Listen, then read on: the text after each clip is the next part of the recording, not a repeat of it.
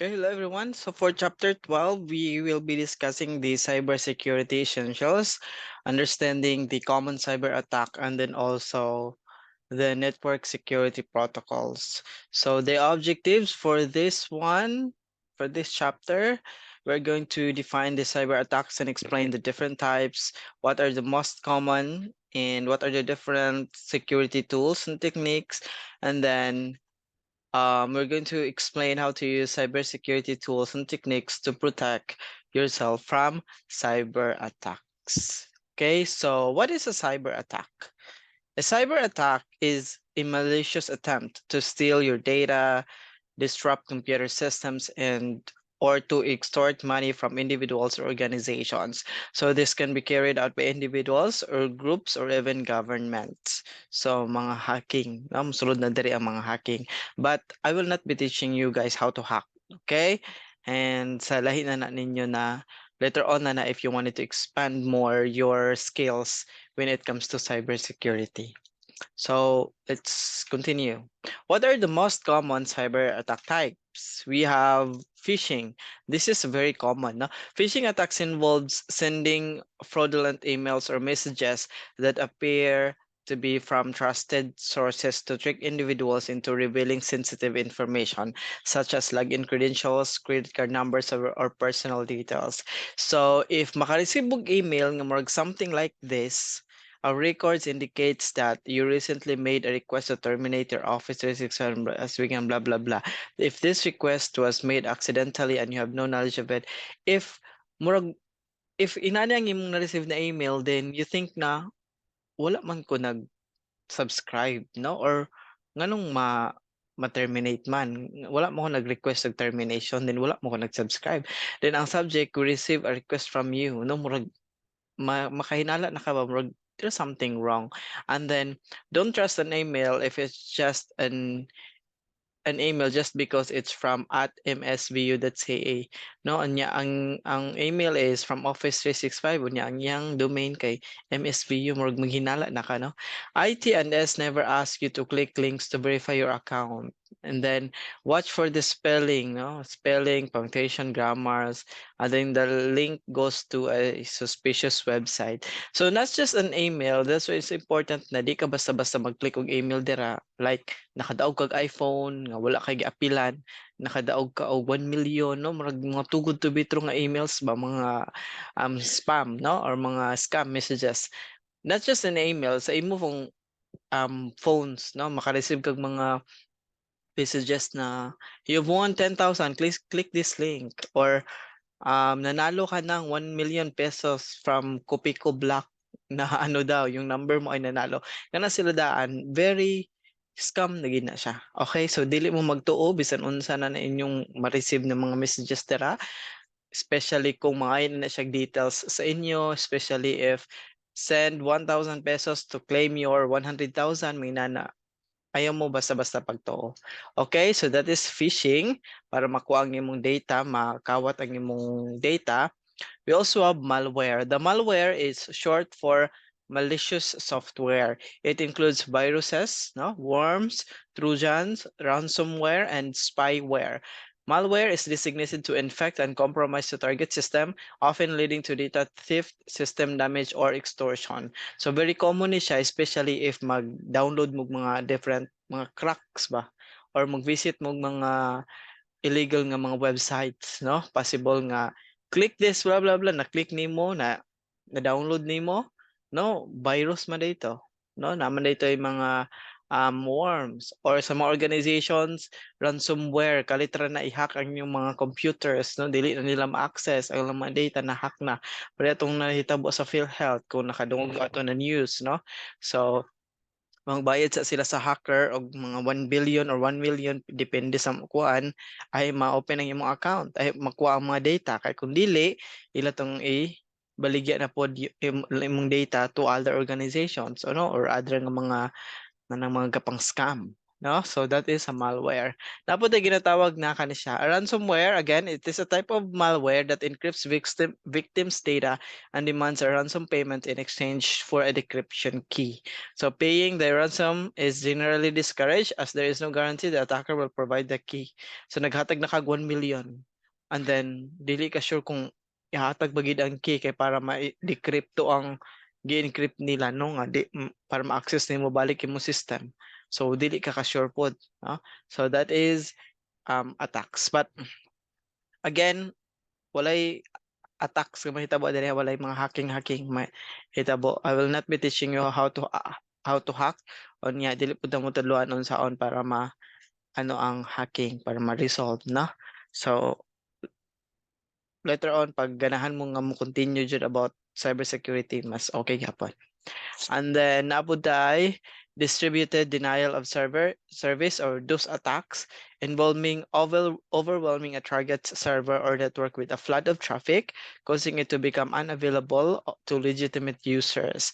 Attackers use botnets to carry out these attacks. So naa si attacker, iyang i-control ang server, mag-send siya grabe kay kadaghan nga data dito hangtod nga ang mga applications is dili na siya accessible sa mga users. So common gapon na siya ang mga attack mo ni siya ang victim, no? Na-control ni attacker, na controller, control niya ang mga clients, attack din niya ang server daghan kasi gisan dito nga traffic. So mo nang mag-lag na dayon or ma-stop man available dayon ang imo ang application or any ngayon yung ginagamit. Dapat ay ginatawag na man-in-the-middle or METM attack. So, in a METM attack, an attacker intercepts communication between two parties, potentially eavesdropping on sensitive information or altering the messages being exchanged. No, so ang mahitabo, the attacker performs ERP poisoning to the MAC gateway's IP address to its own MAC address. Naka-gateway, di ba? Na-mention naman din ako sa inyo what a gateway is all about. And then also, after that one, si user nag-make a request to a site, but instead of sending the gateway, it sends it to the attacker's machine. So ikaw, nag-connect ka sa network. So instead nga nag-browse ka, ang nasend nga gateway dito sa attacker ni padulong. So the attacker forward packets to the gateway is different user. So imbis ikaw ning user, si attacker nakaroon ang user. And then the attacker forwards the response from the server to the user and the user treats as a valid response. Tapos si attacker na din ang communicate diri sa web server. So the attacker is now placed between user and the server as an illegitimate proxy. That's why it's important, guys, that before connecting to a network, kailangan dili ka basta-basta mag-connect og public na network, no? Especially sa mga malls or especially sa mga private areas. Labi na diri sa Philippines, no? Very common nga. Possible gid nga ma-hack ang imong account or any details kung kalit lang ka mag-connect sa mga public na mga networks. Okay, so imbes na ikaw na itong manage ang attacker na muna ga-execute ang mga data dere. So makawat na rin ang mga data. So that is man in the middle. Naapot na ginatawag na SQL injection. So SQL injection attack occur when malicious code is injected into application's database query. This can lead to unauthorized access or manipulation of the database, potentially exposing sensitive data. So nakatry mi ani, no, you are nakaitool nga gamiton in order for you to inject an SQL query tapos send sa database, makuha din ang password or username, etc. So the hacker identifies vulnerable SQL-driven websites and inject malicious SQL query via input data. There niya input, so username and password. The malicious SQL query is validated and command is executed to the database kung asa ang imong data. Then hackers granted access to view your data and alter records or potentially act as database administrator. So, inject siya SQL query, pwede na niya dayon ni pangwaon ng mga data dire. Pwede po niya ipang-update. Okay? So, hacker pero though kung professional hacker na ka, there's still possibility na makakuha kag data gamit ang SQL injection. Pero right now, the cybersecurity mas secure na gid kay siya. Munang naatay mga different yun mga organization na mag-secure sa imong database para imong data dili basta-basta makawat. Okay? Dapat ginatawag na zero-day exploits. It targets vulnerabilities in software or hardware that are not yet known to the vendor or public. So attackers leverage these vulnerabilities before a fix or patch is available. So ang mahitabo sa zero-day attack, a security flaws exist but is unbeknown known to developers, making it vulnerable to attacks. Number two, a hacker discovers the vulnerability and exploits it by malware injection. Sindanin yung malware. Then a cyber attack ensues the malware, potentially resulting in data loss. And then number four, developers detect the attack and have 0 days to mitigate it. Munang gitawag siya 0 day attacks because wala na 0 days to mitigate. Wala na other day nga ma-mitigate pa nimo tong gi-attack. So automatic yun siya. Okay? Muna mga zero-day exploits. Napod na ginatawag na insider threats. So the insider threats involves individuals within an organization who misuse their access and privilege to steal data, disrupt operation, or cause harm to the organization. So ang hacker nara sa sulod sa organization. So malicious, negligent, accidental, and malicious, motive to harm, tapos conscious decision to act inappropriately, tapos ang negligent, again, there's still motive to harm, and then conscious decision to act inappropriately. So example, siguro ani, in my own opinion lang katong nasa PhilHealth, no? Possible nga insider attack ra to na aras or within the organization lang nag-attack. Pero napoy uban nga outside the organization who attacks, no? Para makawat lang ang mga data. Because important ba ng mga data ang naa sa mga inana ang mga organizations. Possible nga naa dito ang mga credit card numbers, credit card information, kanang mga banks pod. No? So common Japon na nga naay mga insider diha nga mga attacks. Okay? So again, insider attacks within the organization kabalo na access, no? Siya mukawat. And then social engineering. So the social engineering attacks exploit human psychology to manipulate individuals into revealing confidential information or taking certain actions. So in social engineering, what happens would be first is research, no? Choose current event or common worry, example, pandemic or tax filing deadline. And next is si attacker mag-identify potential targets kinsang mga individuals or organizations, then gather information about the target. So mag-research pa siya una. After na nag-research, hook dayon. No, so sa hook, engage target using a fake but believable story or mga build a relationship and establish control, murag katuuhan nga story na din kay mga links nga ipang-click, no? Scare the target into acting, motivate the target to act. So naani siya possible gyud siya kahitabo, no? You need to secure your account daw because if not, in 3 days your account will be deleted, may na blah blah blah. After nga na-hook na niya, extract dayon, no? Fraudulently obtain personal or financial information, credit card numbers, debit card numbers, mga CVV, etc. And then exit and end relationship, scare victim into staying silent, cover attacks. So sa social engineering, kakita mo sa research, hook, extract, and then exit din ka.